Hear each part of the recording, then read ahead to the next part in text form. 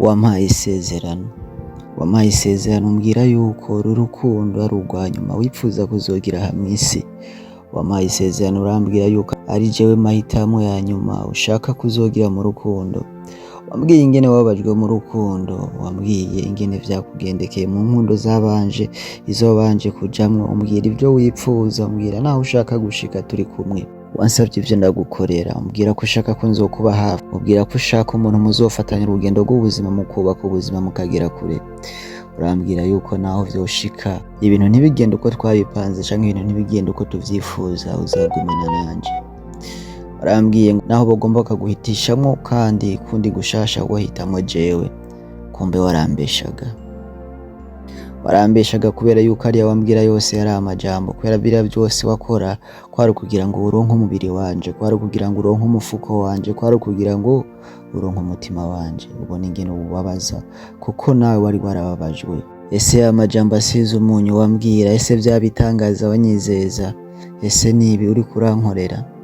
Warambwiye yuko ushaka gusazana nanje, warambwiye yuko ushaka kuvyarana nanje hungu na kobwa, tukavyara tugaheka. Ariko ariya yose yari amajambo. Rimwe na rimwe nahora nizera yuko iyo umuntu akurahiye akakurahira kuri mama wiwe, abagize ico atinya canke abagize isezerano hagati y'umuntu baba bahanye iryo sezerano. Ariko ntabwo kwari ukuri, nasanze naribeshe, kuko umuntu ashobora kurahira no ku Mana ariko gaca kabiri ugasanga ivyo yarahiye ntiyabishikije. Mba ndagusabiye ngo Imana iziguhane, mba ndagusabiye ngo Imana ngo izikubaze ivyo wakoze. Ariko nanje suko nanje ndi umwere, suko nanje ntakora ivyaha, niyo mpamvu ntogusaba ivyo bintu. Ariko umenye yuko wambabaje. Akenshi rimwe na rimwe ndicara nkiyumvira ku vy'inkundo canke ku vyo gukundana, nkasigara nsanga umenga jewe sivyo naremewe, kuko akenshi iyo mbigerageje, kuko akenshi iyo mbigiyemwo birangira mbabaye, birangira nabi. Sinzi ko ari jewe nkunda nabi, sinzi ko ari jewe ntazi gukunda canke jewe nkunda cane, ariko akenshi iyo mbigerageje birangira umutima wanje ukomeretse. Buri munsi vyama bimba ko nkabwira umutima wanje ko ntazongera ko bisubiramwo ukundi, ariko hahera imisi hakaza umuntu mushasha ngasanga nabisubiyemwo, nkuko nawe waje ukaza unyizeza ibitangaza. Sinzi, rimwe na rimwe nama nibaza yuko jewe ndi ikijuju kubera ko bama banshuka buri munsi. Ariko umutima wanje urarambiwe kugaraguzwa gati, umutima wanje urarambiwe kuba igikinisho c'uwo ari we wese, kuko numva umutima wanje wuzuye agahinda, kuko numva umutima wanje umaze kuvyimba nkaho umenga ugira uturike.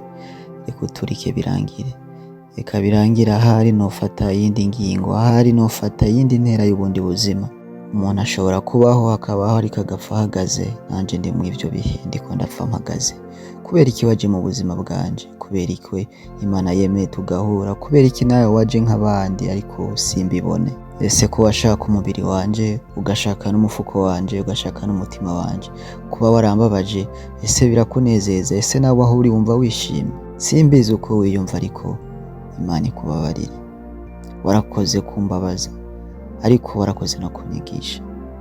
Jewe ni Fergie.